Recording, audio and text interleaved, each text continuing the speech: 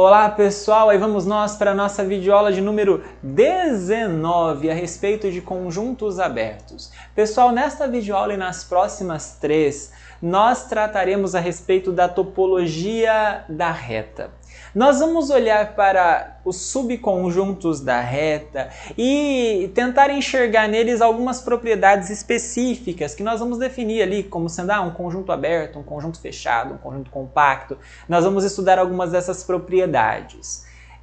A topologia é uma grande área da matemática pura. A matemática pura geralmente se divide em 3 grandes partes: álgebra, análise e geometria / topologia. Então a topologia é como se fosse ali um parzinho com a geometria. E dito bem assim, bem resumidamente, correndo o risco até de ser pouco específico, a topologia é um pouco diferente da geometria, porque a geometria ela estuda os objetos geométricos, mas ela está mais preocupada, geralmente, com o conceito das medidas, das proporções, de não sei o que e tal. Enquanto a topologia é um pouco mais desapegada, não é que ela não possa, mas ela é um pouco mais desapegada desse conceito de medida, de distância e tal, e ele está mais preocupado em olhar para os objetos geométricos e pensar, olha, se eu fizer alguma manipulaçãozinha de determinada forma, mudou um pouquinho o formato, mas é o mesmo objeto, né? Então a topologia está um pouco mais preocupada com a preservação de determinadas propriedades, e é difícil de explicar aqui sem, claro, avançar um pouco mais.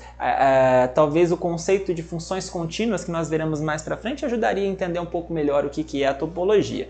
Mas enfim, estou dizendo aqui que nesta videoaula e nas próximas nós estudaremos a topologia da reta. Apenas para que isso seja um auxílio para a gente que possa facilitar lá na frente alguns resultados que nós vamos estudar. Tá bom? Até poderia fazer esse curso sem essas videoaulas, poderia tratar sem a topologia na reta, mas é uma oportunidade que a gente conheça esses conceitos que eu vou falar e isso vai trazer algum fruto ali na frente. Nós vamos ganhar algumas vantagens com isso ali na frente, pelos resultados que nós vamos estudar, tá certo? E quando a gente começa a falar de topologia, a primeira coisa que a gente faz é falar sobre conjuntos abertos. Lembrando então que nós vamos falar apenas desses conceitos na reta, mas esses conceitos de topologia eles podiam ser generalizados para qualquer outro espaço n-dimensional ou para espaços que talvez você nem faça ideia que existam. Tá bom? Então vamos lá, vamos lembrar que nós estamos olhando para a reta real, é nesse mundo que nós estamos trabalhando, e a gente fala que um conjunto aí, a gente pega um conjunto qualquer aí na reta, tá certo? Eu vou pegar aqui, vou fazer um desenho assim, como se eu estivesse lembrando um conjunto aberto, tá? Mas é um conjunto A aqui na reta, um conjunto A aqui na reta, tá? Não precisa ser um intervalo, é um subconjunto qualquer da reta. A gente fala que neste conjunto, um determinado ponto X é ponto interior de A, se ele, perto dele, tem uma vizinhança, tem uma região que está completamente contida dentro do conjunto A. Ou seja, eu falo que um ponto X, ele é interior de A, se pertinho dele eu consigo um intervalinho, esse intervalinho é um x menos epsilon, x mais epsilon, é um intervalinho ali dentro que contém um x, e esse intervalinho está completamente contido no conjunto A. Ou seja, veja, existe esse intervalo, existe um epsilon positivo que faz com que x menos epsilon, x mais epsilon esteja completamente contido dentro desse conjunto A. Isso é ser ponto interior. Aqui no slide está errado, está x menos epsilon, x mais epsilon contido em R. Não é em R, isso é óbvio, né? Está contido em A. Se estiver contido em A, que é o que eu escrevi aqui, a gente fala que o ponto X ele é interior do A. Ou seja, existe um epsilon, existe uma vizinhança que faz com que aquela vizinhança esteja completamente contida dentro do A. Veja, um ponto interior, basicamente, se ele não estiver naquele conceito de fronteira, por exemplo. Sabe, um ponto que está ali na beira do muro? Se ele está na beira do muro, ele não sabe nem se ele está para dentro ou se ele está para fora. Isso não é o conceito de ponto interior. Se ele é um ponto interior, ele está mergulhado dentro do conjunto. Tá certo? Claro, a gente pode pegar o conjunto de todos os pontos interiores de A, nós chamamos assim, né? Conjunto dos pontos interiores de A, e denotamos assim, int de A. Há uma outra notação para isso também, que você pode encontrar por aí, dependendo do livro que você tomar para estudar, que é A com uma bolinha em cima. Então, o conjunto dos pontos interiores de A. Observe que seja essa a notação, seja essa, o conjunto dos pontos interiores é composto por pontos de A que satisfazem essa propriedade. Então, a primeira coisa que você deve observar é que o conjunto dos pontos interiores está completamente contido dentro do conjunto. Mas ele não precisa ser igual. Pode ser que tenha gente no conjunto A que não está no seu interior. Tá, como eu disse, poderia estar, por exemplo, em cima do muro. Está no A, mas está em cima do muro, sabe? Então, a gente vai falar que o conjunto A ele é aberto. O conjunto A é aberto se não há essa situação. Ele é aberto se mais do que estar contido, isso for igual. Então, o conjunto A ele é aberto se ele for igual ao seu interior. Ou seja, um conjunto é aberto se todos os seus pontos forem interiores. Se para qualquer x que você tiver, existe uma vizinhança x menos epsilon, x mais epsilon completamente contida no A. Por exemplo, um exemplo bem clássico disso é o exemplo de conjunto aberto. Eu vou fazer aqui para você só uma ideia geométrica para você entender o que está acontecendo. Pega, por exemplo, o intervalo aberto AB, então aberto em A e B aqui, né? Então, tá lá o ponto A e tá um ponto B aqui. Bom, então o intervalo aberto AB, ele começa em A e vai até B. Por que que isso tem a ver com... Por que que isso nos remete a dizer que isso aqui é um conjunto aberto? Não é só porque a gente fala intervalo aberto, os conceitos são relacionados. Qualquer ponto que eu pegar aqui dentro do intervalo AB, eu consigo com certeza um intervalinho perto dele, x menos epsilon, x mais epsilon, existe esse intervalo que fica completamente dentro desse intervalo. Por mais que eu pegasse o x aqui pertinho do A, ainda assim eu conseguiria um intervalinho que está completamente contido dentro do conjunto. Essa é a ideia de ser um intervalo aberto, ser um conjunto aberto. Mais do que isso, pessoal, é claro que aqui eu peguei um intervalo aberto limitado, mas nada me impediria de pegar um intervalo aberto de A até mais infinito, nada me impediria de pegar um intervalo aberto que vai de infinito até um certo ponto A. Sendo um intervalo aberto, sempre você vai conseguir ter a mesma ideia. Qualquer conjunto aberto de um desses três tipos, você pode garantir que ele é um conjunto aberto. Veja então que não há problema na fala, né? Os conceitos são similares. Mas vamos demonstrar isso, demonstremos, só para você entender como é que essas coisas funcionam, que o intervalo aberto, vou pegar um intervalo limitado, tá, pessoal? Intervalo aberto AB é aberto, é um conjunto aberto. Vamos mostrar que esse intervalo AB é aberto, tudo bem? Então lembra da ideia lá, né? Nós temos aqui um intervalo aberto, começa em A, termina em B, certo? Então vamos demonstrar isso.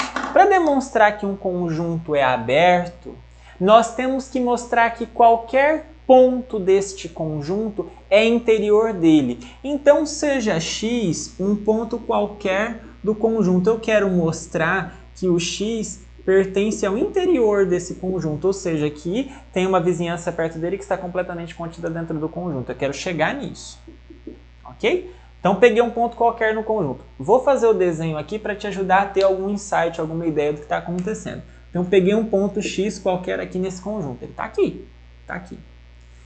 Por que que eu garanto que existe uma vizinhança perto dele completamente contida nesse intervalo aberto? Por quê? Bom, eu consigo determinar um pedacinho aqui, né? Que está completamente contido dentro do intervalo. Será que eu consigo um epsilon? Consigo. Como é que eu digo isso? Seja m, vou chamar de m minúsculo, tá?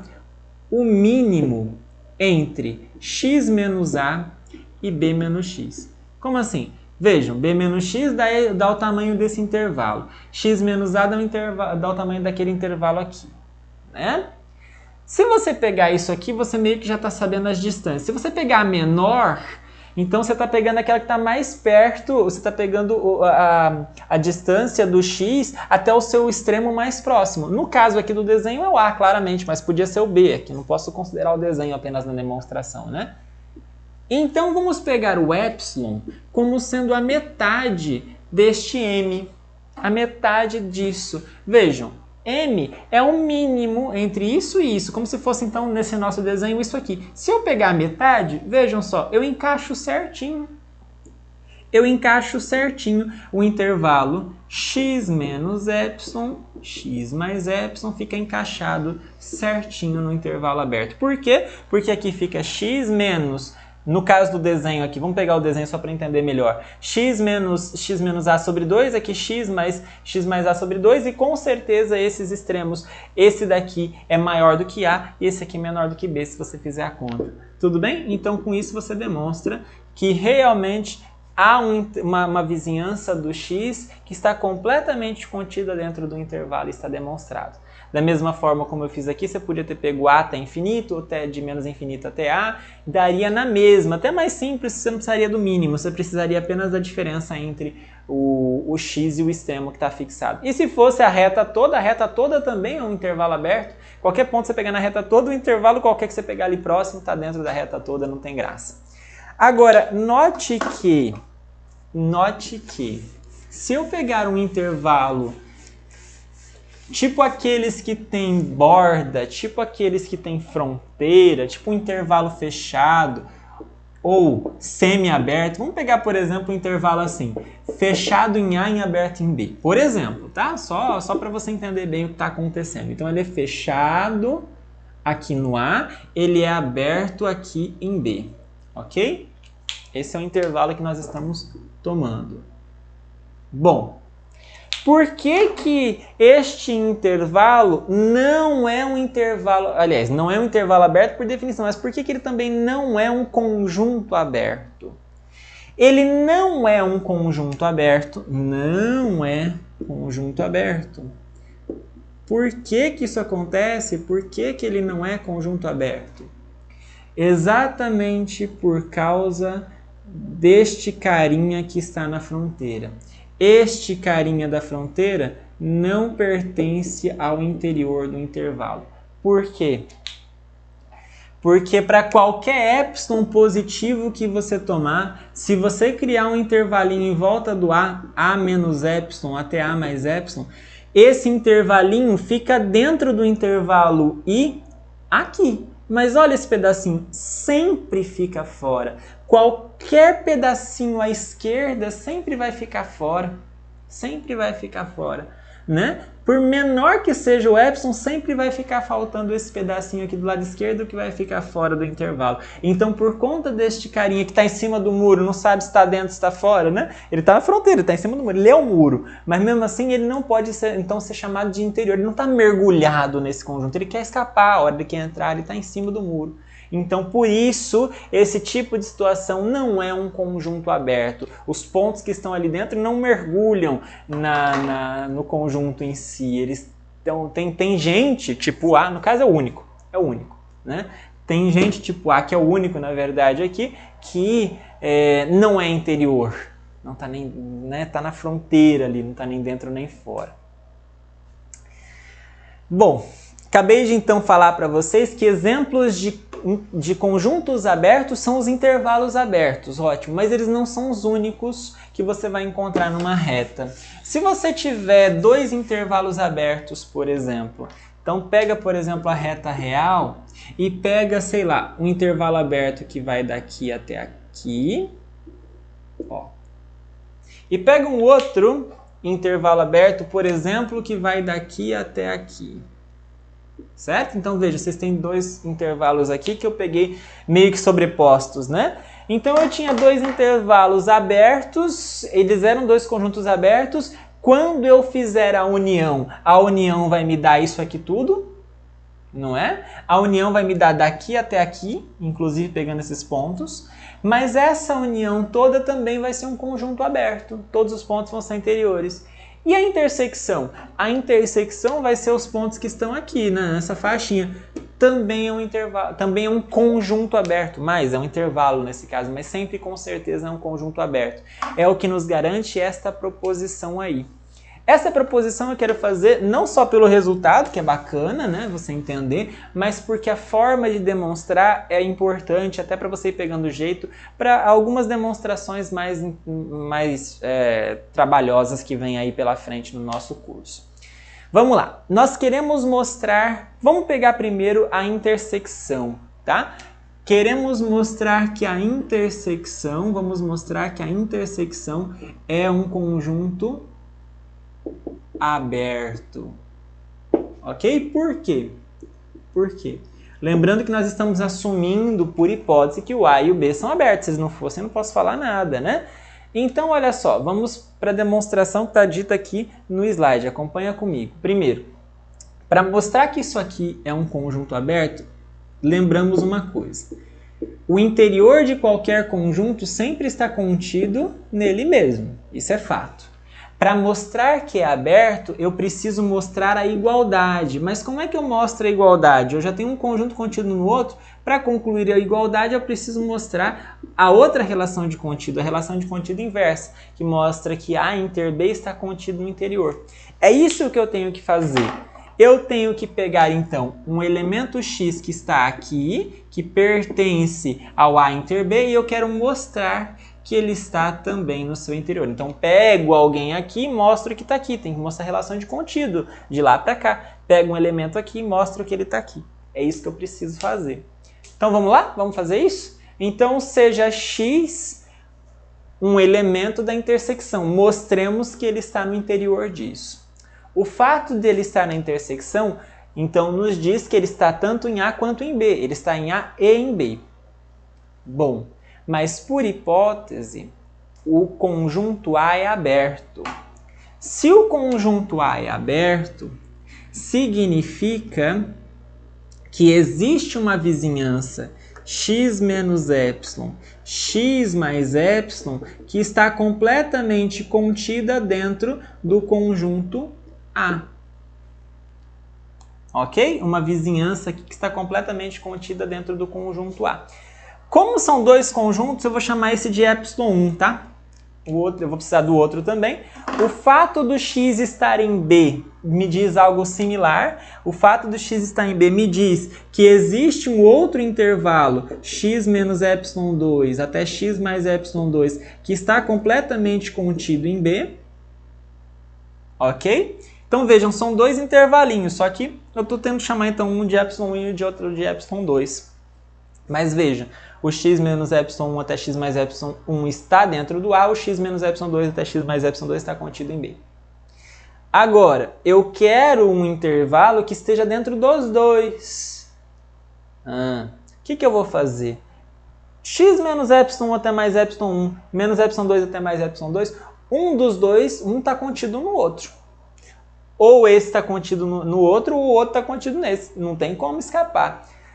Para definir isso, pega epsilon como sendo o menor entre o epsilon 1 e o epsilon 2, porque assim o que é menor está contido dentro do que é maior. Portanto, assim, dessa forma, você consegue garantir que com certeza o intervalo x menos epsilon, x mais epsilon, no caso do meu desenho aqui é o epsilon 1, esse está contido dentro do outro, ambos estão contidos tanto dentro do A quanto dentro do B. Portanto, com esse epsilon, que é o menor entre o epsilon 1 e o epsilon 2, o intervalo x menos epsilon até x mais epsilon, vejam que essa notação aqui não está correta, está intervalo aberto aqui, tá?